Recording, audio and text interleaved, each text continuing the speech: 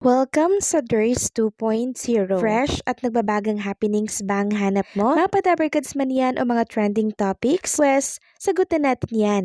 Kaya naman isubscribe nyo na ang ating channel para sa mga nagbabagang balita everyday.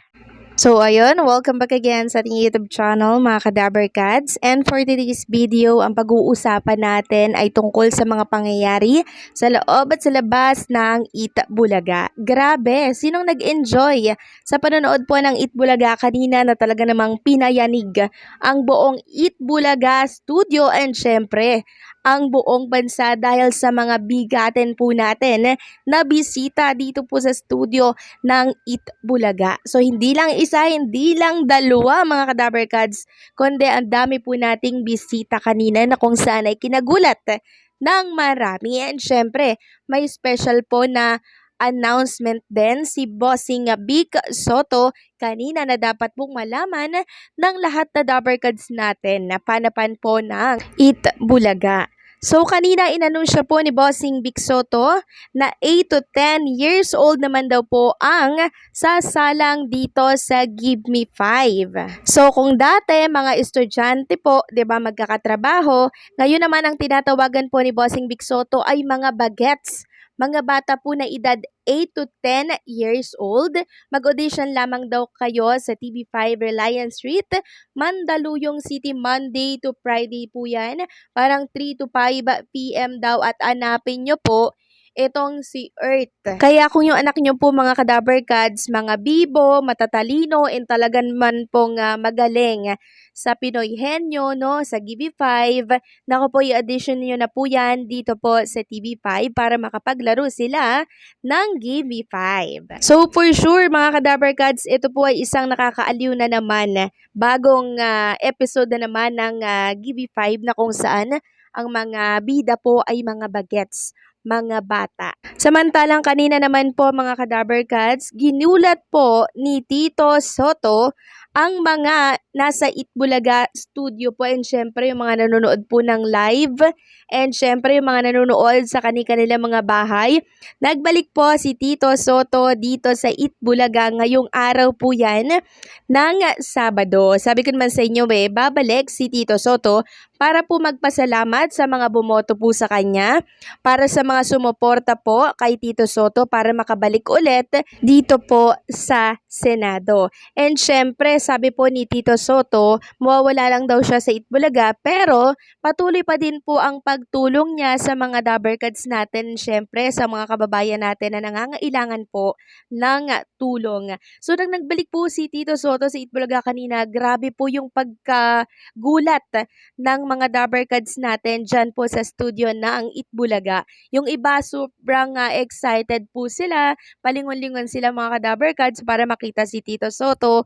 Grabe talagang pinayanig ni Tito Soto ang buong studio ng Eat Bulaga kanina. So nakasama natin siya, 'di ba? As technical committee po dito sa GV5. Grabe, ramdam ko po yung pagka-miss ng mga Dabarkads natin dito po kay Tito Soto sa Eat Bulaga. So dadalaw lamang po si Tito Sen siguro pag wala po siyang ginagawa sa kanyang posisyon, 'di ba? Para naman syempre yung pagka-miss ng mga Dabarkads natin ay maibsan. Paminsan-minsan lang naman kasi busy na po si Tito Soto. And speaking of Tito Soto, kagabi nga po nagkaroon ng pa-party si Tito Soto at ang ilang mga Dabarkads natin ay present po dyan sa Hard Rock. Kasama syempre si Bossing, si Ma'am Pauline at ang iba pang mga Dabarkads natin.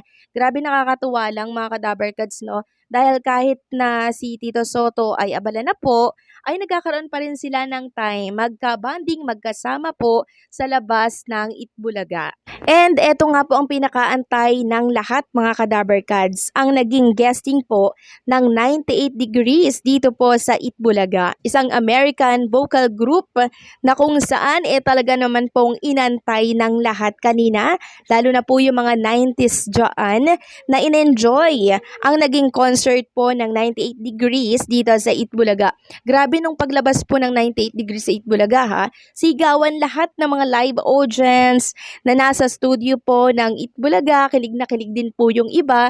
So nakakatuwa lang kasi Itbulaga po ang napili nila mga Kadaberkads netong international American vocal group na to para po dito po nila i-promote mga Kadaberkads yung kanilang upcoming concert. Grabe, nakakatuwa. Sabi nga po nila, kinakarangal at kinakatuwa daw po nila na napabilang sila no dito sa Itbulaga na pag-concertan po nila ito. So ito po, tinatawagan po nila ang mga Daberkads natin na panoorin po sila no.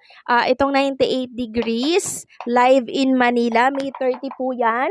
And 31, 2025 p.m. sa Mall of Asia Arena po yan, mga Kadaberkads, featuring their greatest hits na Because of You, I Do, Cherish You, and True to Your Heart. Syempre, Invisible Man, The Hardest Thing, syempre, Give Me Just One Thing, Una Noche, My Everything, The Way You Want Me To, and syempre, may dalawa po silang special guest dito. Kaya naman, supportahan natin ito, mga batang 90s, dahil ibabalik tayo nito sa nakaraan, mga Kadaberkads. So, nag-enjoy po ba ang lahat kanina dito sa Itbulaga? Grabe ang Itbulaga, no? Ang dami po nilang pasabog every Saturday. Hindi lang every Saturday, everyday na din. Pero, syempre, naging extra special po ngayon kasi dumalaw po si Tito Soto, nagpasalamat siya. And, syempre, may special guest pa sila na talaga namang international, di ba? And nag-aalay pa sila ng kanta. Isang karangalan, syempre, na mapili po ang Itbulaga, no, na doon sila mag-promote kasi alam po nila na marami po talaga ang nanonood dito sa Itbulaga every noon time. And also, kanina pala nag-concert din, may production number din si Karen Aistrup and syempre, ang mga singing queens natin. And etong si Yul Kim, ang winner po sa Porinoy The Apam Invasion. So, unang arangkada pa lang yon ng Itbulaga ha, mga Kadaberkads. Pasabog na po agad yung mga hinanda po ng Itbulaga. Talaga namang tiniyak nila na magugustuhan at mag-e-enjoy ang mga televiewers and syempre ang live audience nila dito po sa studio ng Itbulaga.